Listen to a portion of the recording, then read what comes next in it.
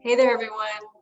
Thanks for clicking on this video and joining me for a 60-second primer on buying and selling tenant-occupied real estate subject to a HAP contract. And if you're wondering what a HAP contract is, well, you've clicked on the right video. So let's say you want to buy an apartment complex. There are tenants living there, and the seller or the seller's broker mentions something to you about how the seller is receiving monthly Section 8 payments from the local housing authority. And you wonder, what is the local housing authority? What are these Section 8 payments? And how can I figure this out? So we're here today to help you unpack that puzzle. First, what the heck is a HAP contract? Well, HUD breaks down the Section 8 program into two main components. One is known as the project-based voucher component, and that talks about a Section 8 housing subsidy that is actually attached to the property itself. And that's where the landlord is getting direct payments, usually every month, from the local housing jurisdiction, those Section 8 payments. And the landlord will enter into what we call a housing assistance payment or HAP contract in order to be eligible for and receive those Section 8 payments. The other part of the HUD Section 8 program is what we call the Housing Choice Voucher Program or tenant-based Section 8 program.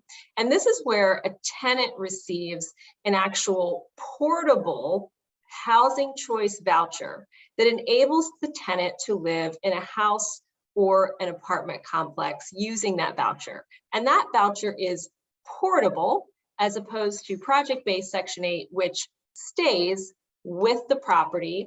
Tenants can move in, tenants can move out. They don't take the project-based subsidy with them. It stays with the project. So let's go back to our initial example. You're interested in buying a property. It's subject to a HAP contract. Where do you go from there? It's very important to ask the seller for a copy of that housing assistance payment contract.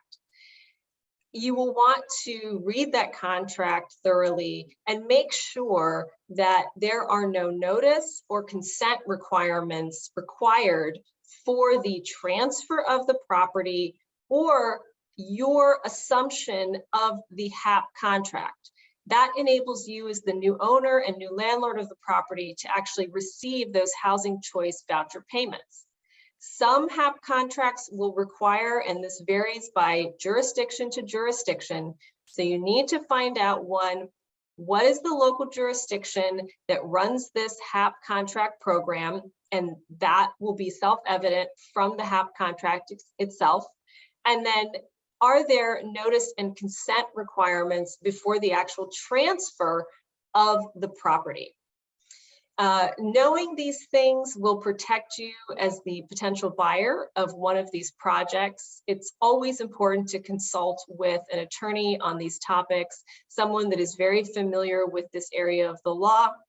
And please join us for our next video segment where we will actually discuss what fair market rent is and the mechanics of either transferring or terminating one of these HAP contracts, which includes a discussion on the HUD tenant notice requirements that go along with that.